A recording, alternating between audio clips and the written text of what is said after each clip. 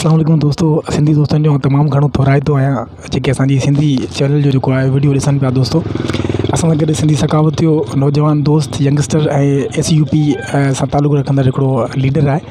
उन सां तव्हांखे मुखातिबु कराईंदुसि ऐं तव्हांखे ॿुधाईंदुसि त हू छा थो तव्हांखे सिंधी सकावत जे बारे में तव्हां सां छा थो मुखातिबु करे। ऐं ग़ुलाम सन खे चवंदुसि त हू तव्हांखे कुझु पंहिंजी सिंधी सकावत जे बारे में ॿुधाए कुझु। बिस्मिल्लाहिर्रहमानिर्रहीम।